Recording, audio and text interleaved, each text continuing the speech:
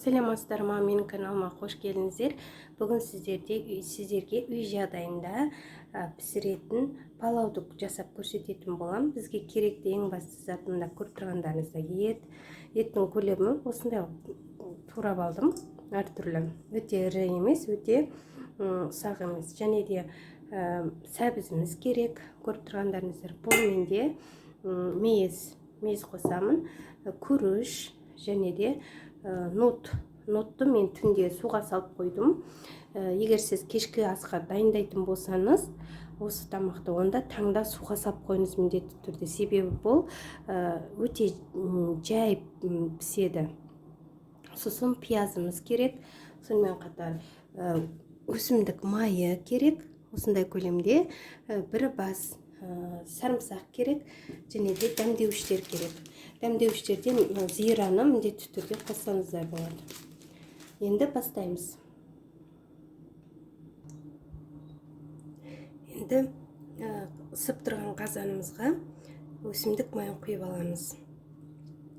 Майыңыз кішкене ысысын, сәл, содан кейін пиязымызды салып қуырамыз. Енді пиязымызды саламын. Осылай көлемде қуырадым.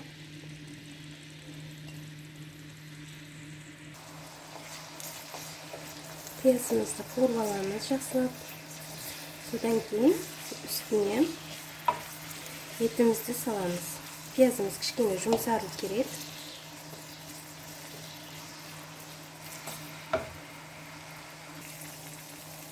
Енді пиязым жұмсарды, 4-5 минуттай көлемінде қуырдым.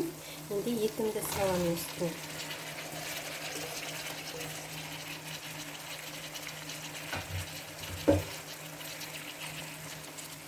Етімді салдым. Енді тағы да бір 10 минут көлемінде жақсылап барлығын қуырып аламын.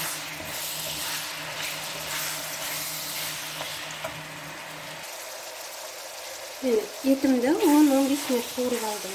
Осылай. Енді осының үстіне біз немізді саламыз. Сәбізімізді саламыз. Сәбізімізді де қатты көп қуырмаймыз. Бір 7-8 минут көлемде ғана қуырсақ жеткілікті.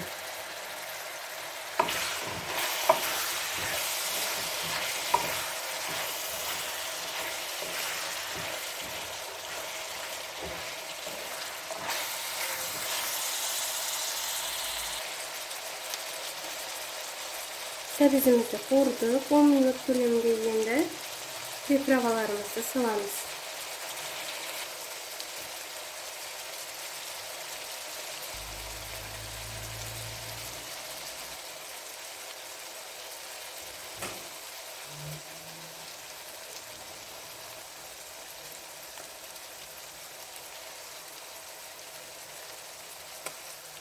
Енді үстіне қайнаған су құямыз.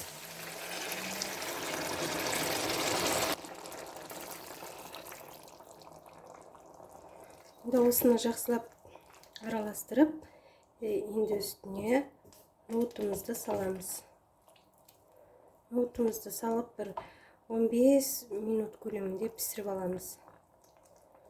15-20 минут көлемінде пісіреміз.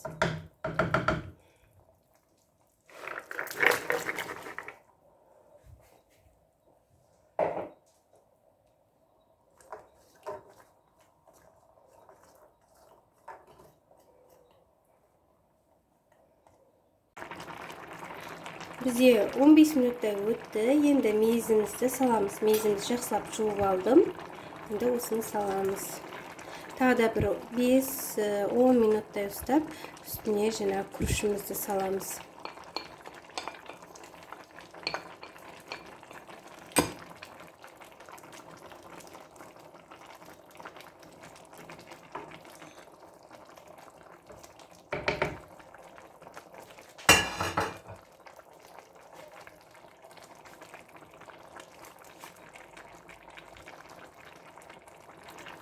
Енді күрішімізді саламыз.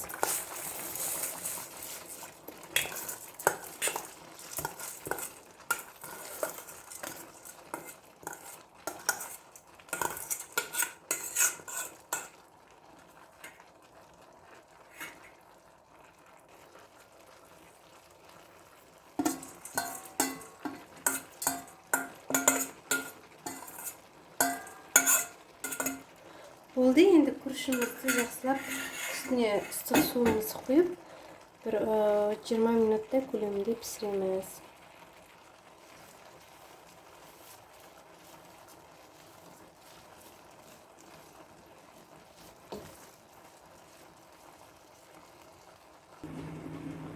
Үстіне су құямыз. Күрішіміз бататындай ғана болу керек. Қатты көп су құйып керек емес.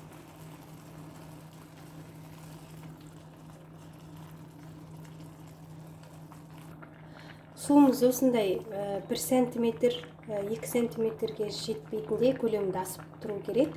Енді осыны 15-20 минутта ұстаймыз.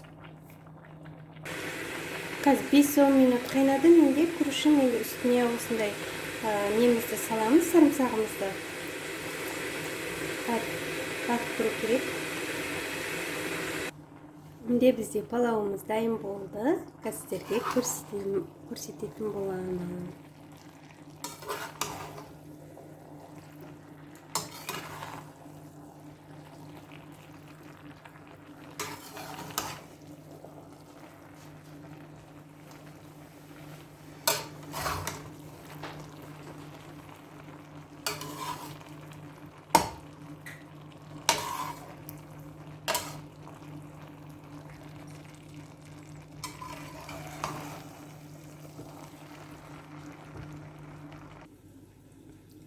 Осылай болды, дәмді болды. Міндетті түрде жасап көріңіздер. Соңына дейін көргендеріңізге рахмет, ас болсын.